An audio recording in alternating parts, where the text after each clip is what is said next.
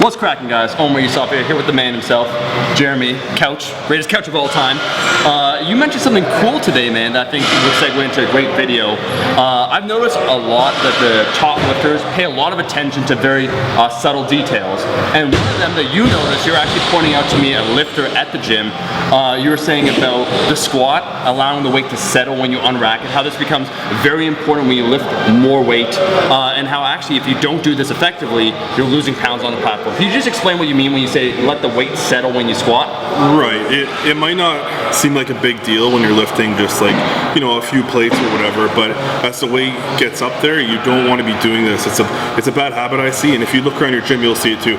You see a lifter, they take the bar to the racks, they come back, and when they take their air, instead of taking it into their belly where they should, they raise their shoulders and let the bar come up and then come back down, and it bounces. There's like a lot of whip on the bar. There's whip, and there's two reasons you don't want to do that.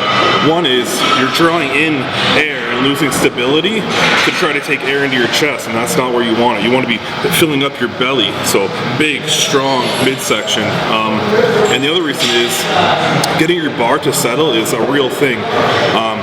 So taking out a weight, once it gets up like around 300 kilos, if for guys that want to lift that much, doing this and getting your bar to whip around, that's going to throw you off. That's going to take time for you to wait for that to stop happening in order for you to lift. You never see like a big lifter raising their shoulders and letting their bar whip up and down. So letting the bar settle is a very, very big thing. If you think of like the big guys that squat a lot of weight, who like someone like Blaine Sumner, him like lifting on that noodle of a bar with 1,100 pounds. If he breathes up, he can't. If he's gonna breathe up and down, his bar is gonna whip and it's gonna throw him off. Maybe he's gonna even lose balance completely. So watching, like, if you go watch like advanced lifters, once they come out, the bar settles, they're taking there, nothing is moving. Just their belly, their bar stays completely still. And what was Jeremy, what was a good drill you were saying for people out there that they can do if they want to try and practice this? Maybe a culprit you're saying is people often might wear their belt perhaps too tight, and so they breathe too much into their chest. Yeah, like maybe that's one issue. So some people have their belts just too tight and they don't even know how to take air in. So maybe loosening the belt like one notch just so you can fill into it. You're supposed to be filling up in the middle, fill into it. So if your belt's too loose, loosen it. The other thing is that people don't like this answer, but you are in control of doing it or not doing it. So it's as simple as not doing it. Stop doing that. That's all. Just take your air in your belly. Practice it. Take air in your belly over and over. Just stop doing it, and that's it. I'm not going to name names, but actually there's someone at the gym that you saw do that. We're watching him go for a max effort. Not going to name it, and you said like he doesn't have it, but like why? Because I think it was like 500 pounds, but he did that big breath up, and then when he went down, like the whole bar and everything was kind of whipping and shaking and moving. Yeah, I think you're just asking for stability in the wrong spot. You're using stability in the spot where you want it. Draw your air into your belly. Expand your belly, strong, tight. Keep the spine stable by doing that. No more chest breathing. Jeremy, thanks for being on, man. I wanted to say that these are the small but very important details that make a difference.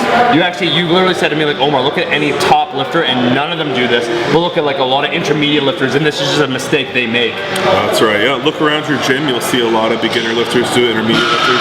I don't know where it came from. I feel like maybe social media played like a big role. Somebody does it, somebody sees it and thinks it looks cool or something, I don't know. And then copies it. And then copies it. It's like big, well also the Q2 maybe they're like, big breath, and so they're like, oh, before they go, and they're like super excited, you know, to do the lift. Who knows, right? That's true, but you're losing stability by doing it and you're making your bar whip and it needs to settle. And leaving pounds on the platform. Jeremy, they could follow you on Instagram at Jeremy Hamilton's wife. Correct. Perfect. Guys, if you liked the video, make sure to like the damn video. One final announcement I want to say, Jeremy, you were actually a trainer before, right? I was for 5 years. Yeah, so there's like a lot of really crappy certifications out there. I know I took a bunch of them. So I partnered up with the NASM, the National Academy of Sports Medicine. They have a free online 2-week trial of myusatrainer.com/Omar.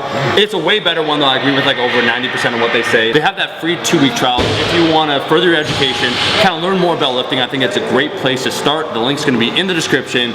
That's it. I'll be seeing all you guys, my rascals, in that next video. Peace. Pizza.